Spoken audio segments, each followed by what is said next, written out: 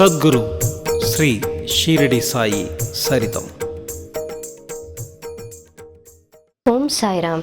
கோபுரம்.tv.com நேயர்களுக்கு என்னுடைய அன்பு வணக்கங்கள். நம்ம இந்த ஷியாம்தாஸ் அப்படின்றவருடைய கதை இதெல்லாம் பார்த்துட்டு இருக்கோம். அவர் இந்த மசூதிக்கு உள்ளே வரும்போது ஷியாமா சொன்னதை கேட்டு பாபா என்ன சொன்னார் அப்படின்றத நம்ம பார்த்தோம்.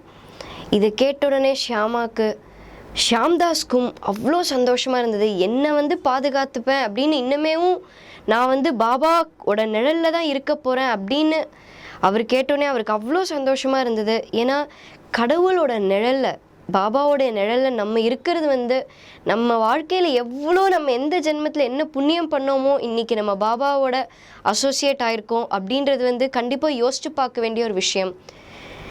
நிறைய பேருக்கு ஷிரடி போக வாய்ப்பு கிடச்சிருக்காது. பட் கண்டிப்பாக அந்த நம்பிக்கையோடு நீங்கள் இருந்தீங்கன்னா கண்டிப்பாக பாபா உங்களை ஷிரடிக்கு வரவழைப்பார்ன்றது சத்தியமான ஒரு விஷயம். அங்கே வெறும் சமாதி மட்டும் கிடையாது, பாபா உயிரோடு இருக்கார். அங்கே மட்டும் இல்லை, நம்ம இருக்கிற இடத்துலையும் உயிரோடு இருக்கார். இதெல்லாம் நம்ம கேட்கும்போதே நம்மளுக்கு அவ்வளோ சந்தோஷமாக இருக்குது. ஆனால் பாபா அவர் வாயால் இன்னுமே என்னோட நிழலில் நான் அவனை வச்சுப்பேன், அவனை நான் இன்னுமே வாழ்க்கை பூரா பாதுகாத்துப்பேன் அப்படின்னு சொன்ன உடனே ஷியாம்தாஸ்க்கு அவ்வளோ ஒரு சந்தோஷம். பாபா அடுத்தது என்ன சொல்கிறார் அப்படின்னா, எனக்கு தெரியும் ஷியாம்தாஸ், உன்னோட பர்ஸ் இந்த கடலில் விழுந்ததும் எனக்கு தெரியும். நீ எதை பற்றியும் கவலைப்பட வேணாம். உனக்கு யார் காசு கொடுத்தா அப்படின்னா அந்த அல்லாஹ், இறைவனே ஒரு எஜமான், அந்த அல்லாஹ் தான் உனக்கு காசு கொடுத்தார். நான் உங்ககிட்ட சொல்லிட்டு இருந்தேன், அந்த டோங்காக்கு பாபாவை பார்க்க வரத்துக்கு அந்த டோங்கால் ஏறி வரும்போது 1 ரூபா கேட்டார் அப்படின்னு.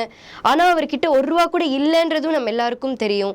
அப்போ பாபா சொன்ன உடனே, இந்த அல்லாஹ் தான் உனக்கு அந்த காசு கொடுத்தார், அது மட்டும் இல்லை உனக்கு குடிக்கிறதுக்கு தண்ணியும் அந்த அல்லாஹ் தான் கொடுத்தார் அப்படின்னு கேட்ட உடனே ஷியாம்தாஸ்க்கு அவ்வளோ சந்தோஷமாக இருந்தது. ஏன்னா பாபாவே நேரடியாக கொடுத்த மாதிரி இதுக்கு அர்த்தமாக இருக்குது. ஏன்னா எப்பயுமே சொல்கிற மாதிரி பாபா எப்பயுமே ஒரு விஷயம் சொல்லின்னு இருப்பார். நான் ஒரு சாதாரணமான ஒரு மனுஷன்தான், நான் வெறும் ஒரு ஃபக்கீர் மட்டும்தான், இறைவனே எஜமான், எனக்கு நான் கடவுளோடைய அடிமை அப்படின்னு பாபா சொல்லுவாராம். இதை கேட்ட உடனே ஷியாம்தாஸ்க்கு கண்ணில் அவ்வளோ ஒரு கண்ணீர்லாம் வந்துட்டே இருக்குது.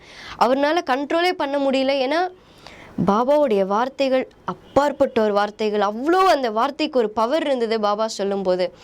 இதை கேட்ட உடனே ஷியாம்தாஸ் அப்படியே பாபாவோட காலில் விழுந்து 15 நிமிஷம் பாபாவோட காலில் விழுந்து அந்த ஷியாம்தாஸ் கதறிண்டே இருக்கார்.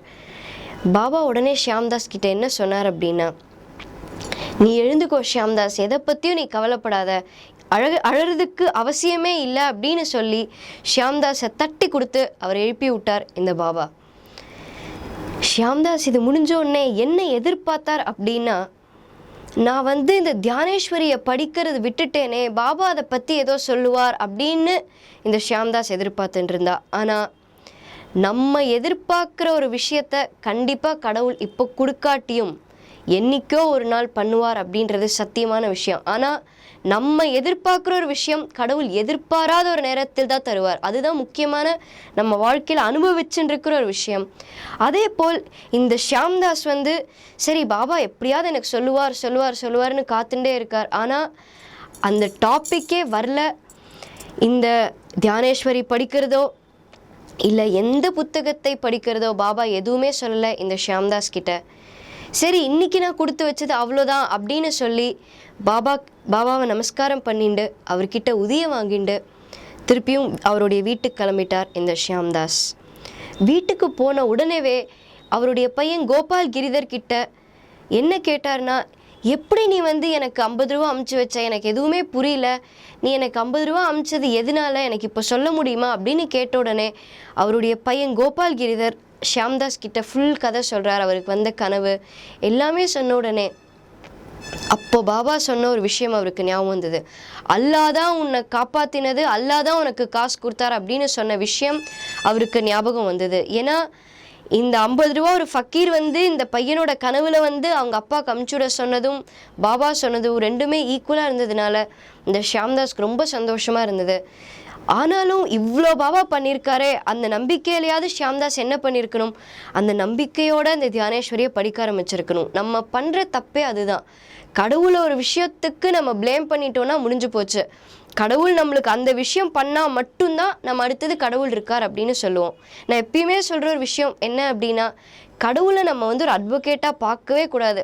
பிரச்சனைன்னு வந்தால் நீங்கள் அவர்கிட்ட போவீங்க, முடிஞ்சு போச்சுன்னா அவர் யாருன்னே நம்ம கண்ணுக்கு தெரியாது. அந்த மாதிரி சத்தியமாக இருக்கவே கூடாது. ஏன்னா நம்மளை ஒரு நிமிஷம் நம்ம ஒரு கஷ்டத்தில் இருந்தாலும் நம்மளுக்கு அது தாங்குகிற சக்தி கொடுக்கறது அந்த பாபா தான். நீங்கள் வந்து நம்ம யாருமே கிடையாது. நம்மளுக்கு தாங்குகிற சக்தி யாரு கொடுக்குறா? நம்மளே கொடுத்துக்கவே முடியாது. இது எல்லாருக்கும் தெரிஞ்ச ஒரு விஷயம். அப்போது அந்த சக்தி எங்கேருந்து வருது அப்படின்னா, நம்ம வச்சிருக்கிற பக்தி மட்டும்தான். அந்த பக்தி வந்து உங்களை வாழ வச்சிடும். இது வந்து நீங்கள் எல்லாருமே வாழ்க்கை பூரா இது ரொம்ப ஞாபகம் வச்சுக்க வேண்டிய ஒரு விஷயம். அதே போல் இந்த ஷியாம்தாஸும் அதுதான் பண்ணார். இதெல்லாம் நடந்ததே சரி தியானேஸ்வரி எடுத்து படிப்போம் அப்படின்னு அவர் படிச்சிருக்கலாம். ஆனால் இல்லை, பாபா எப்போ சொல்கிறாரோ அப்போ தான் நான் படிப்பேன். அப்பயும் ரொம்ப அடமெண்ட்டாக இருந்து அப்படியே வச்சுட்டே இருந்தார். என்னைக்காவது ஒரு நாள் பண்ணுவேன்னு சொல்லி இவர் என்னாச்சு, ஒரு மாதம் கடந்து போயிட்டே இருந்தது. இவர் பாபாவுக்கு லெட்டர் எழுதிட்டே இருந்தார் இந்த ஷியாம்தாஸ். பாபாவுக்கு எந்த விஷயம் எப்போ நடக்கணும் அப்படின்னு பாபாவுக்கு தெரியும். அப்போது பாபா என்ன பண்ணார்னா, இந்த மாதிரி ஷியாம்தாஸ் எழுதுகிற லெட்டர் எல்லாம் 1 மாதம் ஆகிடுத்து, 1 வருஷம் ஆகிடுத்து, 2 வருஷம் ஆகிடுத்து, 3 வருஷமும் கடந்து போயிடுத்து. அப்போ ஷியாம்தாஸ்க்கு ரொம்ப மனசுடைஞ்சு போயிட்டார். ஏன்னா இவ்வளோ இது பண்ணுறோமே, இவ்வளோ வருஷம் காத்துன்னு இருந்தும் பாபா வந்து என்கிட்ட ஒரு வார்த்தை சொன்னார், நான் வந்து உன்னை பாதுகாத்து என்னோட நிழல்லையும் உன்னை வச்சுப்பேன் அப்படின்னு சொல்லியும் ஏன் என்னை தியானேஸ்வரி படிக்க சொல்லி பாபா சொல்லலை? இதே கன்ஃபியூஷன்லேயே இருந்தார் இந்த ஷியாம்தாஸ். ஒரு ஏகாதசி நாள் அன்னைக்கு சிதம்பர் கேஷவ் கட்கில் அப்படின்ற ஒருத்தர் இந்த ஷியாம்தாஸோட லெட்டர் எடுத்து பாபாவுக்கு படித்து காமிச்சு அவர் என்ன சொல்கிறார் அப்படின்னா, பாபா இவர் வந்து உனக்கு ஒரு லெட்டர் எழுதியிருக்கார், அது ஏன் நீங்கள் பார்க்கக்கூடாது, அது ஏன் நீங்கள் கேட்கக்கூடாது அப்படின்னு.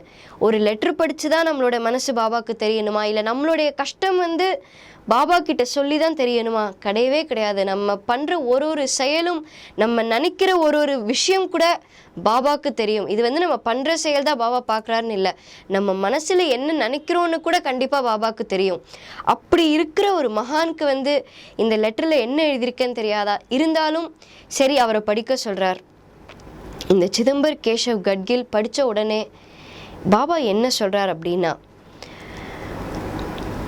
நீ உடனே அவனை இங்கே வர சொல்லு, இம்மீடியட்டாக அடுத்த செகண்ட் அவன் இங்கே வரணும் அப்படின்னு சொல்கிறார்.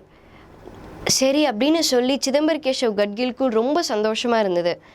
சரி இந்த ஷியாம்தாஸ் இவர் சொன்ன உடனே 3லேருந்து 4 நாளுக்குள்ளே ஷிரடிக்கு வந்துட்டார். ஷிரடிக்கு வந்த உடனே இவர் எதிர்பார்த்த விஷயம்தான் பாபா சொன்னாரா? இந்த தியானேஸ்வரி படிக்க சொல்லி தான் பாபா சொன்னாரா? இல்லை எதுக்காக பாபா என்ன வர சொன்னார்? இந்த ஷியாம்தாஸை எதுக்காக பாபா வர சொன்னார்? இந்த விஷயம் அவர் நினச்ச கோரிக்கை நிறைவேற்றினாரா இல்லையா? என்ன ஆச்சு? இது எல்லாமே நாம் அடுத்த எபிசோடில் பார்ப்போம். நன்றி, வணக்கம். ஓம் சாய்ராம்.